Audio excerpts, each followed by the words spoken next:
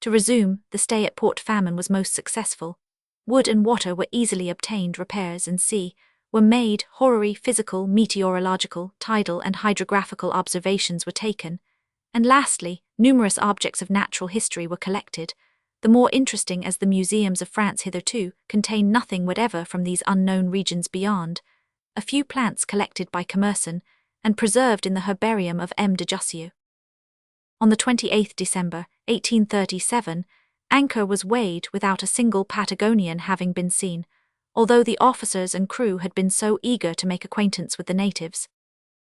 The difficulties attending navigation compelled the two corvettes to cast anchor a little further on, off Port Gallant, the shores of which, bordered by fine trees, are cut by torrents resembling a little distance off magnificent cascades from 50 to 60 feet high. This compulsory halt was not wasted, for a large number of new plants were collected, and the port with the neighbouring bays was surveyed. The commander, however, finding the season already so far advanced, gave up his idea of going out at the westerly end of the strait, and went back the way he came, hoping thus to get an interview with the Patagonians before going to the polar regions. St. Nicholas Bay, called by Bougainville the Baie des Franchise, where the explorers passed New Year's Day, 1838, is a much pleasanter-looking spot than Port Gallant. The usual hydrographical surveys were there brought to a satisfactory issue by the officers under the direction of Dumoulin. A boat was dispatched to Cape Remarkable, where Bougainville said he had seen fossil shells, which, however, turned out to be nothing but little pebbles embedded in a calcareous gang. Interesting experiments were made with the thermometrograph, or marine thermometer, at 290 fathoms, without reaching the bottom, at less than 2 miles from land. Whereas the temperature was 9 degrees on the surface, it was but 2 at the above-named depth, and as it is scarcely likely that currents convey the waters of the two oceans so far down, one is driven to the belief that this is the usual temperature of such depths. The vessels now made for Tierra del Fuego, where Dumoulin resumed his surveys. Low exposed and strewn with rocks which serve as landmarks, there were but few dangers to be encountered here. Magdalena Island, Gent Grand Bay, Elizabeth Island and Ozzy Harbour, where the camp of a large party of Patagonians was made out with the telescope, and Peckett Harbour, where the astrolabe struck in 3 fathoms, were successively passed. As we struck, says 500 Irville, there were signs of astonishment and even of excitement amongst the crew, and some grumbling was already audible, when in a firm voice I ordered silence, and without appearing at all put out by what had happened, I cried, "This is nothing at all, and we shall have plenty more of the same kind of thing." Later these words often recurred to the memory of our sailors. It is more difficult than one would suppose for a captain to maintain perfect calmness and impassiveness in the midst of the worst dangers, even those he has reason to imagine likely to be fatal. Peckett Harbour was alive with Patagonians, and officers and men were alike eager to land. A crowd of natives on horseback were waiting for them at the place of disembarkation. Gentle and peaceable, they readily replied to the questions put to them, and looked quietly at everything shown to them, expressing no special desire for anything offered to them. They did not seem either to be at all addicted to thieving, and when on board the French vessels, they made no attempt to carry anything off. Their usual height is from 4.5 to 5 feet, but some are a good deal shorter. Their limbs are large and plump without being muscular, and their extremities are of extraordinary smallness. Their most noteworthy characteristic is the breadth of the lower part of the face as compared to the forehead, which is low and retreating. Long narrow eyes, high cheekbones and a flat nose give them something of a resemblance to the Mongolian type. They are evidently extremely languid and indolent, and wanting in strength and agility. Looking at them squatting down, standing or walking, with their long hair flowing down their backs, one would take them for the women of a harem rather than savages used to enduring the inclemency of the weather, and to struggle for existence. Stretched upon skins with their dogs and horses about them, their chief amusement is to catch the vermin with which they swarm. They hate walking so much that they mount horses just to go down and pick up shells on the beach a few yards off. A white man was living amongst these Patagonians, a miserable, decrepit-looking fellow who said he came from the United States, but he spoke English very imperfectly, and the explorers took him to be a German Swiss. Niederhauser, so he called himself, had gone to seek his fortune in the United States, and that fortune being long on the road, he had given ear to the wonderful proposals of a certain whaleman who wanted to complete his crew. By this whaleman he was left with 7 others, and some provisions on a desert island off Tierra del Fuego to hunt seals and dress their skins. 4 months later the schooner returned laden with skins, left the seal hunters fresh provisions, went off again and never came back. Whether it had been shipwrecked or whether the captain had abandoned his sailors, it was impossible to ascertain. When the poor fellows found themselves deserted and their provisions exhausted, they embarked in their canoe and rowed up the Straits of Magellan, soon meeting with some Patagonians, with whom Niederhauser remained, whilst his companions went on. Well received by the natives, he lived their life with them, faring well when food was plentiful, drawing in his belt and living on roots when food was scarce. Weary, however, of this miserable existence, Niederhauser entreated 500 Ervil to take him on board, urging that another month of the life he was leading would kill him. The captain consented and received him as a passenger. During his 3 months' residence amongst them, Niederhauser had learnt something of the language of the Patagonians, and with his aid 500 Ervil drew up a comparative vocabulary of a great many words in Patagonian, French and German. The war costume of the Fugans includes a helmet of tanned leather protected by steel plates and surmounted by a crest of cock's feathers, a tunic of oxhide dyed red with yellow stripes, and a kind of double-bladed scimitar. The chief of Peckett Harbour allowed his visitors to take his portrait in full martial costume, thereby showing his superiority to his subjects, who would not do the same for fear of witchcraft.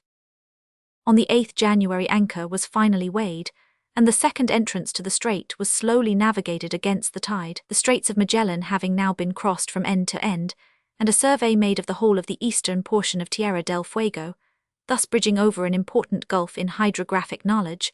No detailed map of this coast having previously been made, the vessels steered for the polar regions, doubling Staten Island without difficulty, and on the 15th January coming in sight of the first ice, an event causing no little emotion, for now was to begin the really hard work of the voyage. Floating ice was not the only danger to be encountered in these latitudes. A dense fog which the keenest sight could not penetrate soon gathered about the vessels, paralyzing their movements, and though they were under a foresail only, rendering a collision with the ice masses imminent.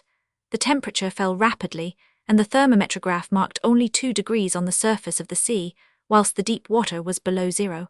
Half-melted snow now began to fall, and everything bore witness that the Antarctic regions were indeed entered. Clarence, New South Orkney Islands, could not be identified. Everyone's attention had to be concentrated on avoiding blocks of ice. At midday on the 20th January, the vessels were in S lat, 62 degrees 3, and W long, 49 degrees 56. Not far from the place where Powell encountered compact ice fields, and an immense ice island was soon sighted, some 6,000 feet in extent and in height, with perpendicular sides greatly resembling land under certain conditions of the light. Numerous whales and penguins were now seen swimming about the vessels, whilst white petrels continually flew across them. On the 21st observations gave S lat, 62 degrees 53, and 500 Ervil was expecting soon to reach the 65th parallel, when at 3 a.m. he was told that further progress was arrested by an iceberg, across which it did not seem possible to cut a passage. The vessels were at once put about and slowly steered in an easterly direction, the wind having fallen. We were thus enabled, says 500 Ervil, to gaze at our leisure upon the wonderful spectacle spread out before our eyes. Severe and grand beyond expression, it not only excited the imagination, but filled the heart with involuntary terror. Nowhere else is man's powerlessness more forcibly brought before him. A new world displays itself to him, but it is a motionless, gloomy and silent world, where everything threatens the annihilation of human faculties. Should he have the misfortune to be left here alone, no help, no consolation, no spark of hope, would soothe his last moments.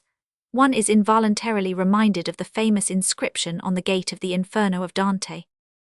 Laciate ogni speranza voi ch in trait. 500 Ervil now set to work on a very strange task, which, as compared with others of a similar kind, was likely to be of considerable value. He had an exact measurement taken of the outlines of the iceberg. Had other navigators done the same, we should have had some precise information as to the direction taken by icebergs, their movements, and see, in the southern polar regions, a subject still wrapped in the greatest obscurity. On the 22nd, after doubling a point, it was ascertained that the iceberg was bearing SSW by W. A lofty and broken piece of land was sighted in these latitudes. Dumoulin had begun to survey it, and 500 Ervil was about, as he thought, to identify it with the New South Greenland of Morrell, when its outlines became dim and it sunk beneath the horizon. On the 24th, the two corvettes crossed a series of floating islets and entered a plain where the ice was melting. The passage, however, became narrower and narrower, and they were obliged to veer round to save themselves from being blocked in. Everything pointed to the conclusion that the edge of the ice was melting. The ice islands fell apart with loud reports, the ice running off in little rivulets. There was undoubtedly a thaw, and Fanning had been right in saying that these latitudes should not be visited before February. 500 Ervil now decided to steer for the north and try to reach the islands of New South Orkney, the map of which had not yet been accurately laid down. The commander was anxious to survey that archipelago thoroughly and to spend several days there before resuming his southerly course, so as to be in the Antarctic regions at the same time of year as Weddell. For 3 days the explorer coasted along the southern shores of New South Orkney without being able to land. He then once more turned southwards and came in sight of the ice again in S lat, 62 degrees 20, and W long, 39 degrees 28. A few minutes before midday, a kind of opening was discovered, through which the vessels were forced at all risks. This bold maneuver was successful, and in spite of the heavy snow, the explorers penetrated into a small basin scarcely 2 miles in extent, and hemmed in on every side by lofty walls of ice. It was decided to make fast to the ice, and when the order to cast anchor was given, a young middy on board the Zelly cried naively, "Is there a port here? I shouldn't have thought there were people living on the ice." Great indeed was now the joyful enthusiasm on both vessels. Some of the young officers of the Zelly had come to empty a bowl of punch with their comrades of the Astrolabe, and the commander could hear their shouts of delight from his bed. He himself did not, however, look upon the situation in quite the same favourable light. He felt that he had done a very imprudent thing. Shut into a cul-de-sac, he could only go out as he had come, and that he could not do until he had the wind right aft. At 11 o'clock 500 Ervil was awoke by a violent shock, accompanied by a noise of breaking, as if the vessel had struck on some rocks. He got up, and saw that the Astrolabe, having drifted, had struck violently against the ice, where she remained exposed to collision with the masses of ice which the current was sweeping along more rapidly than it did the vessel herself. When day dawned, the adventurers found themselves surrounded by ice, but in the north a blackish-blue line seemed to betray the existence of an open sea. This direction was at once taken, but a thick fog immediately and completely enveloped both ships, and when it cleared off they found themselves face to face with a compact ice barrier, beyond which stretched away as far as the eye could reach an open sea. 500 Ervil now resolved to cut himself a passage, and began operations by dashing the Astrolabe with all possible speed against the obstacle. The vessel penetrated 2 or 3 lengths into the ice, and then remained motionless. The crew climbed out of her on to the ice armed with pickaxes, pincers, mattocks, and saws, and merrily endeavoured to cut a passage. The fragment of ice was already nearly crossed when the wind changed, and the motion of the waves in the offing began to be felt, causing the officers to agree in urging a retreat into the shelter of the ice walls, for there was some danger if the wind freshened of the vessel being embayed against the ice and beaten to pieces by the waves and floating debris. The corvettes had traversed 12 or 15 miles for nothing, when an officer, perched in the shrouds, sighted a passage in the ENE. That direction was at once taken, but again it was found impossible to cut a passage, and when night came the crew had to make the ship fast to a huge block of ice. The loud cracking noises which had awoke the commander the night before now began with such violence that it really seemed impossible for the vessel to live till daylight. After an interview with the captain of the Zelly, however, 500 Ervil made for the north, but the day passed without any change being effected in the position of the vessels, and the next day, during a storm of sleet, the swell of the sea became so powerful as completely to raise the ice plain in which they were imprisoned. More careful watch than ever had now to be kept, to guard against the pieces of ice flung long distances by this motion, and the rudder had to be protected from them by a kind of wooden hut. The rudder had to be protected, with the exception of a few cases of ophthalmia, resulting from the continual glare of the snow. The health of the crews was satisfactory, and this was no little satisfaction to the leaders of the expedition, compelled as they were to be continually on the qui-vive. Not until the 9th February were the vessels, favoured by a strong breeze, able to get off, and once more enter a really open sea. The ice had been coasted for a distance of 225 leagues, The vessels had actually sustained no further damage than the loss of a few spars and a considerable portion of the copper sheathing, involving no further leakage than there had been before. The next day the sun came out, and observations could be taken, giving the latitude as 62 degrees 9 S and the longitude 39 degrees 22 W. Snow continued to fall, the cold was intense, and the wind very violent for the 3 succeeding days. This continuance of bad weather, together with the increasing length of the nights, warned 500 Ervil of the necessity of giving up all idea of going further. When therefore he found himself in S lat, 62 degrees and W long, 33 degrees 11, in other words in that part of the ocean where Weddell had been able to sail freely in 1823, and the new explorer had met with nothing but impassable ice, he steered for New South Orkney. A whole month passed amongst the ice and fogs of the Antarctic Ocean had told upon the health of the crews, and nothing could be gained for science by a continuance of the cruise. On the 20th the archipelago was again sighted, and 500 Ervil was once more driven out of his course in a northerly direction by the ice, but he was able to put off with 2 boats, the crews of which collected on Weddell Island a large number of geological specimens, lichens and sea, and some 20 penguins and chenis. On the 25th February Clarence Island was seen, forming the eastern extremity of the New South Shetland archipelago, a very steep and rugged district covered with snow except on the beach, and thence the explorers steered towards Elephant Island, resembling Clarence Island in every respect, except that it is strewn with peaks rising up black against the plains of snow and ice. The islets of Nero, Biggs, O'Brien and Espland were successively identified, but covered as they are with snow they are perfectly inaccessible to man. The little volcano of Bridgman was also seen, and the naturalists tried in vain to land upon it from 2 boats.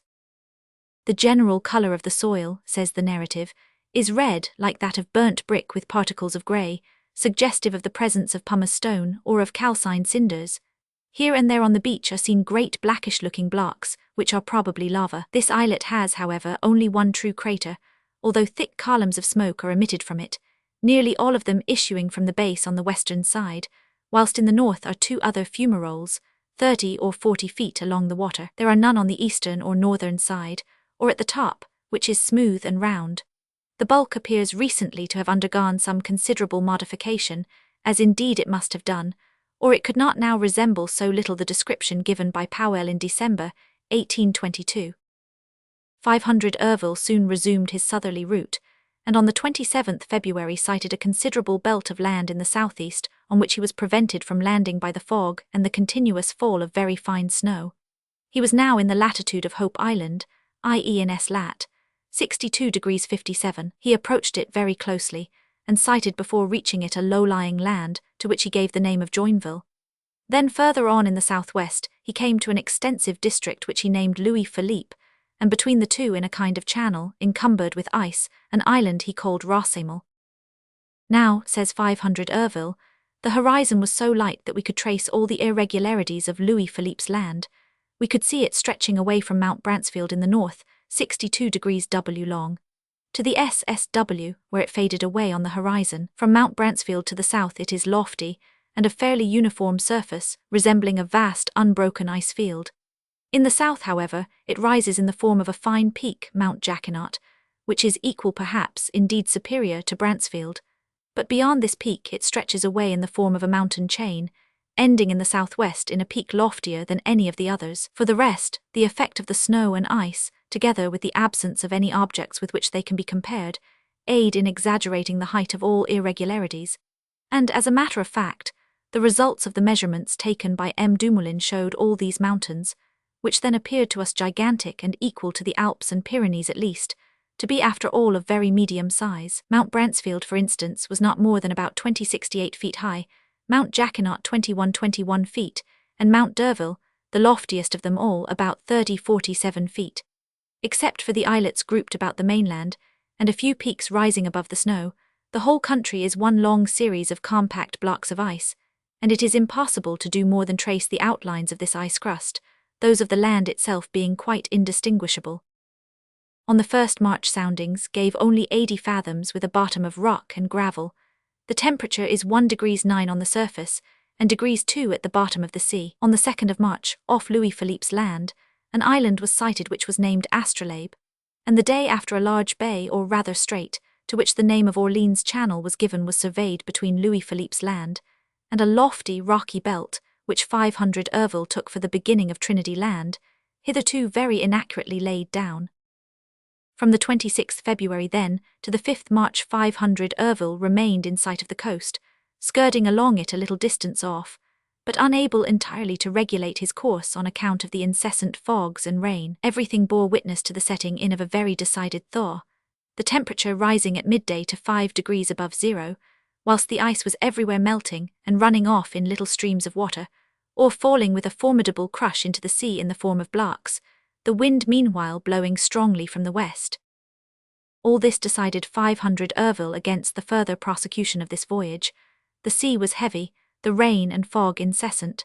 It was therefore necessary to leave this dangerous coast and make for the north, where on the following day he surveyed the most westerly islands of the New Shetland group. Ervil next steered for Conception, and very arduous was the voyage there, for in spite of every precaution, the crews of both corvettes, especially that of the Zelly, were attacked with scurvy. It was now that 500 Ervil measured the heights of some of the waves, with a view to the disproving of the charge of exaggeration which had been brought against him when he had estimated those he had seen break over Needle Bank at a height of between 80 and 100 feet. With the help of some of his officers, that there might be no doubt as to his accuracy, 500 Ervil measured some waves of which the vertical height was 35 feet, and which measured not less than 1961 2 feet from the crest to the lowest point, making a total length of 393 feet for a single wave. These measurements were an answer to the ironical assertion of Arago, who, settling the matter in his own study, would not allow that a wave could exceed from 5 to 6 feet in height. One need not hesitate a single moment to accept, as against the eminent but impulsive physicist, the measurements of the navigators who had made observations upon the spot. On the 7th April, 1838, the expedition cast anchor in Talcahuano Bay, where the rest so sorely needed by the 40 scrofulous patients of the Zelly was obtained. Thence 500 Ervil made for Valparaiso, after which, having entirely crossed Oceania, he cast anchor on the 1st January 1839, off Guam, arrived at Batina in October, and went thence to Hobart's Town, whence on the 1st January 1840 he started on a new trip in the Antarctic regions. At this time 500 Ervil knew nothing either of Balinese voyage, or of the discovery of Sabrina's Land. He merely intended to go round the southern extremity of Tasmania, with a view to ascertaining beneath which parallel he would meet with ice. He was under the impression that the space between 120 degrees and degrees E long had not yet been explored, so that there was still a discovery to be made. At first navigation was beset with the greatest difficulties. The swell was very strong, the currents bore in an easterly direction, the sanitary condition of the crews was far from satisfactory, and degrees S lat had not yet been reached when the presence of ice was ascertained. The cold soon became very intense, the wind veered round to the WNW, and the sea became calm, a sure indication of the neighbourhood of land or of ice. The former was the more generally received hypothesis, for the ice islands passed were too large to have been formed in the open ocean. On the 18th January S lat, 64 degrees was reached, and great perpendicular blocks of ice were met with, the height of which varied from 90 to 100 feet, whilst the breadth exceed. The next day, January 19, 1840, a new land was sighted, to which the name of Adélie was given. The sun was now burning hot, and the ice all seemed to be melting, immense streams running down from the summits of the rocks into the sea. The appearance of the land was monotonous, covered as it was with snow. It ran from west to east, and seemed to slope gradually down to the sea. On the 21st the wind allowed the vessels to approach the beach, and deep ravines were soon made out, evidently the result of the action of melted snow. View of Adélie Land. View of Adélie Land. Facsimile of early engraving. Reduced map of 500 Ervil's discoveries in the Antarctic regions. Reduced map of 500 Ervil's discoveries in the Antarctic regions. As the ship's advanced navigation became more and more perilous, for the ice islands were so numerous that there was hardly a large enough channel between them for any manoeuvring. Their straight walls, says 500 Ervil, rose far above our masts, glowering down upon our vessels, which appeared of absurdly small dimensions as compared with their huge masses. The spectacle spread out before us was alike grand and terrible. One might have fancied oneself in the narrow streets of a city of giants. Their straight walls rose far above our masts. The corvettes soon entered a huge basin, formed by the coast and the ice islands which had just been passed. The land stretched away in the southeast and northwest, as far as the eye could reach. It was between 3,000 and 4,000 feet high, but nowhere presented any very salient features. In the center of the vast snow plain rose a few rocks. The two captains at once sent off boats with orders to bring back specimens which should testify to the discovery made. We quote from the account of Du Bouzet, one of the officers told off on this important survey. It was nearly 9 o'clock, when to our great delight we landed on the western side of the most westerly and loftiest islet. The astrolabe boat had arrived 1 moment before ours, and its crew were already clambering up the steep sides of the rock, flinging down the penguins as they went, the birds showing no small surprise at being thus summarily dispossessed of the island, of which they had been hitherto the only inhabitants. I at once sent one of our sailors to unfurl a tricolour flag on these territories, which no human creature had seen or trod before ourselves. According to the old custom, to which the English have clung tenaciously, we took possession of them in the name of France, together with the neighbouring coast, which we were prevented from visiting by the ice. The only representatives of the animal kingdom were the penguins, for in spite of all our researches we did not find a single shell. The rocks were quite bare without so much as the slightest sign of a lichen. We had to fall back on the mineral kingdom. We each took a hammer and began chipping at the rock, but it being of granite was so extremely hard that we could only obtain very small bits. Fortunately, in climbing to the summit of the island, the sailors found some big pieces of rock broken off by the frost, and these they embarked in their boats. Looking closely at them, I noticed an exact resemblance between these rocks and the little bits of gneiss, which we had found in the stomach of a penguin we had killed the day before. The little islet on which we landed is part of a group of 8 or 10 of similar character and form. They are between 500 and 600 yards from the nearest coast. We also noticed on the beach several peaks, and a cape quite free from snow. These islets, close as they are to each other, seem to form a continuous chain parallel with the coast, and stretching away from east to west. On the 22nd Anad, the survey of this coast was continued, but on the second day an iceberg soldered to the coast compelled the vessels to turn back towards the north, whilst at the same time a sudden and violent snowstorm overtook and separated them. The Zelly especially sustained considerable damage, but was able to rejoin her consort the next day. Throughout it all, however, sight of the land had not, so to speak, been lost, but on the 29th the wind blew so strongly and persistently from the east that 500 Urville had to abandon the survey of a Delhi land. It was on this same day that he sighted the vessels of Lieutenant Wilkes. 500 Urville complains of the discourtesy of the latter, and says that his own manoeuvres intended to open communications with them had been misunderstood by the Americans. We are no longer, he says, in the days when navigators in the interests of commerce thought it necessary carefully to conceal their route and their discoveries, to avoid the competition of rival nations. I should, on the contrary, have been glad to point out to our emulators the result of our researches, in the hope that such information might be of use to them and increase our geographical knowledge. On the 30th January, a huge wall of ice was sighted, as to the nature of which opinions were divided. Some said it was a compact and isolated mass, others, and this was 500 Urville's opinion, thought these lofty mountains had a base of earth or of rocks, or that they might even be the bulwarks of a huge extent of land which they called Clary. It is situated in 128 degrees E long. The officers had collected sufficient information in these latitudes to determine the position of the southern magnetic pole, but the results obtained by them did not accord with those given by Duperrey, Wilkes, and Ross.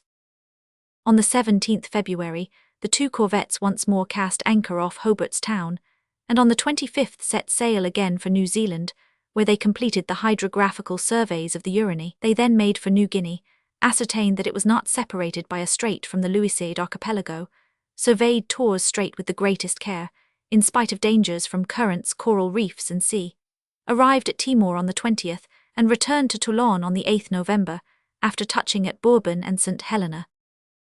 When the news of the grand discoveries made by the United States reached England, a spirit of emulation was aroused, and the learned societies decided on sending an expedition to the regions in which Weddell and Biscoe had been the only explorers since the time of Cook. Captain James Clark Ross, who was appointed to the command of this expedition, was the nephew of the famous John Ross, explorer of Baffin's Bay. Born in 1800, James Ross was a sailor from the age of 12. He accompanied his uncle in 1818 in his first Arctic expedition, had taken part under Perry in 4 expeditions to the same latitudes, and fro 1833 he had been his uncle's constant and faithful companion. Entrusted with the taking of scientific observations, he had discovered the North Magnetic Pole, and he had also made a good many excursions across the ice on foot and in sledges. He was, therefore, now one of the most experienced of British naval officers in polar expeditions. Captain John Ross. Captain John Ross. 2 vessels, the Erebus and the Terror, were entrusted to him, and his second in command was an accomplished sailor, Captain Francis Rowden Crozier, companion of Perry in 1824, of Ross in 1835 in Baffin's Bay, and the future companion of Franklin in the Terror in his search for the Northwest Passage. It would have been impossible to find a braver or more experienced sailor. The instructions given to James Ross by the Admiralty differed essentially from those received by Wilkes and Dumont d'Urville. For the latter, the exploration of the Antarctic regions was but one incident of their voyage round the world, whereas it was the very raison d'etre of Ross's journey. Of the 3 years he would be away from Europe, the greater part was to be spent in the Antarctic regions, and he would only leave the ice to repair the damages to his vessels or recruit the health of his crew, worn out as they would probably be by fatigue and sickness. The vessels had been equally judiciously chosen, stronger than those of 500 Urville. They were better fitted to resist the repeated assaults of the ice, and their seasoned crews had been chosen from sailors familiar with polar navigation. The Erebus and Terror, under the command of Ross and Crozier, left England on the 29th September, 1839, and touched successively at Madeira, the Cape Verde Islands, St. Helena and the Cape of Good Hope, where numerous magnetic observations were taken. On the 12th April Ross reached Kerguelen's Island and there landed his instruments. The scientific harvest was abundant. Some fossil trees were extracted from the lava of which this island is formed, and some rich layers of coal were discovered, which have not yet been worked. The 29th was fixed for simultaneous magnetic observations in different parts of the globe, and by a singular coincidence, some magnetic storms such as had already visited Europe were on this very day observed in these latitudes. The instrument registered the same phenomena as at Toronto, Canada, proving the vast extent of these meteoric disturbances and the incredible rapidity with which they spread. On his arrival at Hobart Town, where his old friend John Franklin was now governor, Ross heard of the discovery of Adélie and of Clary Lands by the French, and the simultaneous survey of them by Wilkes, who had even left a sketch of his map of the coasts. Ross, however, decided to make for Long, 170 degrees, because it was in that direction that Balleny had found an open sea extending to Lat. 69 degrees. He duly reached first the Auckland and then the Campbell Islands, and after having, like his predecessors, tacked about a great deal in a sea strewn with ice islands, he came beyond the 63rd degree to the edge of the stationary ice, and on the 1st January, 1841, crossed the Antarctic Circle. The floating ice did not in any respect resemble that of the Arctic regions, as James Ross very soon discovered. It consisted of huge blocks, with regular and vertical walls, whilst the ice fields, less compact than those of the north, move about in chaotic confusion looking, to quote Wilkes' imaginative simile, like a heaving land, as they alternately break away from each other and reunite. To Ross the ice barrier did not present so formidable an appearance as it had done to the French and Americans. He did not at first venture upon it, however, being kept in the offing by storms. Not until the 5th January was he able to penetrate to Lat. 66 degrees 45, and Long, 174 degrees 16. Circumstances could not have been more favourable, for the sea and wind were both acting upon and loosening the ice, and thanks to the strength of his vessels, Ross was able to cut a passage. As he advanced further and further southward, the fog became denser, and the constant snowstorms added to the already serious dangers of navigation. Encouraged, however, by the reflection in the sky of an open sea, a phenomenon which turned out to be trustworthy, he pushed on, and on the 9th January, after crossing 200 miles of ice, he actually entered that open sea.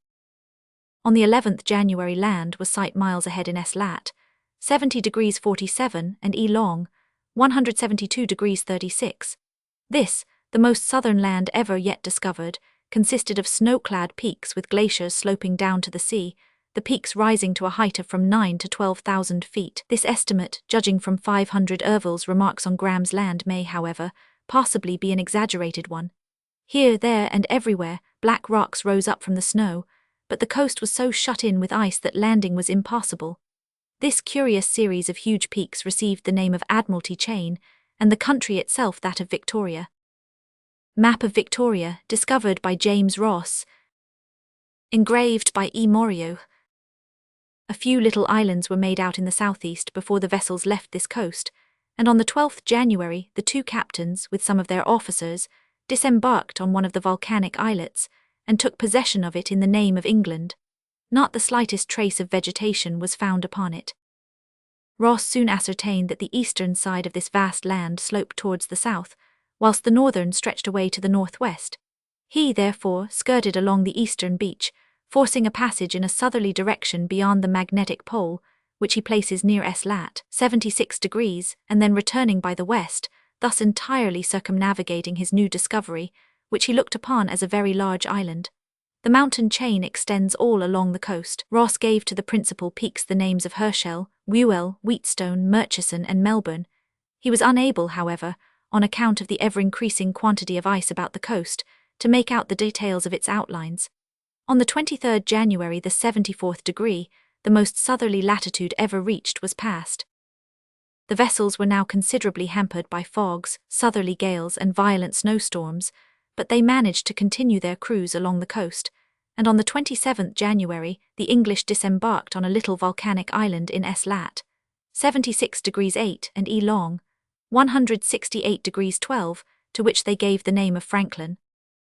The next day a huge mountain was seen, which rose abruptly to a height of 12,000 feet above a far-stretching land. The summit, of regular form and completely covered with snow, was every now and then wrapped in a thick cloud of smoke, no less than 300 feet in diameter. Taking this diameter as a standard of measure, the height of the cloud, in shape like an inverted cone, would be about one half of it. When this cloud of smoke dispersed, a bare crater was discovered, lit up by a bright red glow, visible even in broad daylight. The sides of the mountain were covered with snow up to the very crater, and it was impossible to make out any signs of a flow of lava.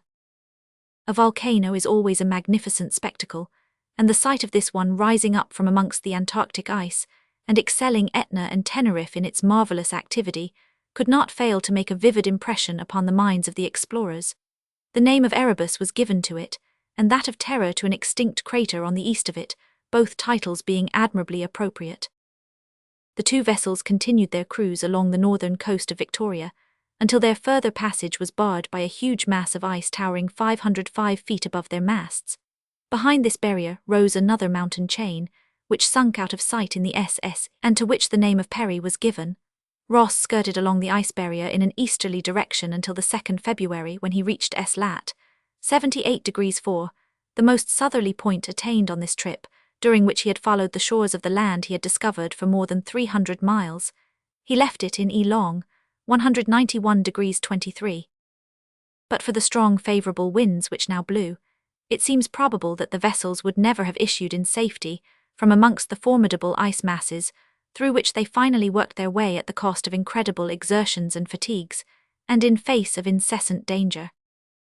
On the 15th February yet another attempt was made in S-lat, 76 degrees to reach the magnetic pole, but further progress was barred by land in S-lat, 76 degrees 12 and E long, 164 degrees, i.e. 65 ordinary miles from the position assigned to it, the magnetic pole, by Ross, and the appearance of this land was forbidding, and the sea so rough that the explorer gave up all idea of continuing his researches on shore. After identifying the islands discovered in 1839 by Balleny, Ross found himself on the 6th March amongst the mountains alluded to by Wilkes. On the 4th March, says Ross's narrative, they recrossed the Antarctic Circle, and being necessarily close by the eastern extreme of those patches of land which Wilkes has called the Antarctic continent, and having reached the latitude on the 5th, they steered directly for them, and at noon on the 6th, the ship being exactly over the centre of this mountain range, they could obtain no soundings with 600 fathoms of line, and having traversed a space of 80 miles in every direction from this spot, during beautiful clear weather, which extended their vision widely around, were obliged to confess that this position, at least, of the pseudo-Antarctic continent, and the nearly 200 miles of barrier represented to extend from it, have no real existence. 1. The editor of the Literary Gazette adds the following note. Lieutenant Wilkes may have mistaken some clouds or fog banks, which in these regions are very likely to assume the appearance of land to inexperienced eyes, for this continent and range of lofty mountains. If so, the error is to be regretted, as it must tend to throw discredit on other portions of his discoveries, which have a more substantial foundation. Trans. The expedition got back to Tasmania without having a single case of sickness on board, or sustaining the slightest damage. The vessels were here refitted, and the instruments regulated before starting on a second trip, on which Sydney and Islands Bay, New Zealand and Chatham were the first stations touched at by Ross to make magnetic observations. On the 18th December in S. lat. 62 degrees 40 and E. long 146 degrees, ice was encountered miles further north than in the preceding year. The vessels had arrived too early, but Ross nevertheless endeavoured to break through this formidable barrier. After penetrating for 300 miles, he was stopped by masses so compact that it was impossible to go further, and he did not cross the Antarctic Circle until the 1st January, 1842. On the 19th of the same month, the two vessels encountered the most violent storm just as they were entering an open sea. The Erebus and Terror lost their helms, floating ice washed over them, and for 26 hours they were in danger of going down. The detention of the expedition amongst the ice lasted no less than 46 days, and not until the 22nd did Ross reach the Great Barrier of stationary ice, which was considerably lower beyond Erebus, where it was no less than 200 feet high. When Ross came to it this year, it was only 107 feet high, and it was 150 miles further east than it had been on the previous expedition. The acquisition of this piece of geographical information was the only result of this arduous campaign, extending over 136 days, and greatly excelling in dramatic interest the preceding expedition. The vessels now made for Cape Horn, and sailed up the coast as far as Rio de Janeiro, where they found everything of which they stood in need. As soon as they had laid in a stock of provisions, they again put to sea and reached the Falkland Islands, whence on the 17th December, 1842, they started on their third trip. The first ice was this time met with near Clarence Island, and on the 25th December Ross found his further progress barred by it. He then made for the New Shetland Islands, completed the survey of Louis Philippe and Joinville lands, discovered by Dumont d'Urville, named MTS, Haddington and Perry, ascertained that Louis Philippe's land is only a large island, and visited Bransfield Strait, separating it from Shetland. Such were the marvellous results obtained by James Ross in his 3 expeditions. To assign to the 3 explorers, whose work in the Antarctic regions we have been reviewing, his just meed of praise, we may say that 500 Urville first discovered the Antarctic continent. Wilkes traced its shores for a considerable distance, for we cannot fail to recognize the resemblance between his map and that of the French navigator, and that James Ross visited the most southerly and most interesting part. But is there such a continent after all? 500 Urville was not quite sure about it, and Ross did not believe in it. We must leave the decision of this great question to the later explorers who were to follow in the footsteps of the intrepid sailors, whose voyages and discoveries we have related. Chapter 2. The North Pole. Anjou and Wrangell, the Paulinia, John Ross's first expedition, Baffin's Bay closed, Edward Perry's discoveries on his first voyage, the survey of Hudson's Bay and the discovery of Fury and Hecla Straits, Perry's third voyage, fourth voyage on the ice in sledges in the open sea, Franklin's first trip, incredible sufferings of the explorers, second expedition, John Ross, 4 winters amongst the ice, Dease and Simpson's expedition. We have more than once alluded to the great impulse given to geographical science by Peter. One of the earliest results of this impulse was the discovery, by Bering, of the straits separating Asia from America, and the most important was the survey 30 years later of the Lyakov archipelago, or New Siberia. In 1770, a merchant named Lyakov noticed a large herd of reindeer coming across the ice from the north, and he reflected that they could only have come from a country where there were pastures enough to support them. A month later he started in a sledge, and after a journey of 50 miles, he discovered between the mouths of the Lena and in Digherka 3 large islands, the vast deposits of fossil ivory on which have since become celebrated all over the world. In 1809, Hedenstrom received instructions to make a map of this new discovery. He made several attempts to cross the frozen ocean on a sledge, but was always turned back by ice which would not bear him. He came to the conclusion that there must be an open sea beyond, and he founded this opinion on the immense quantity of warm water which flows into the Arctic Ocean from the great rivers of Asia. In March 1821, Lieutenant, afterwards Admiral, Anjou crossed the ice to within 42 miles of the north of the island of Kotlnoi, and in N-lat.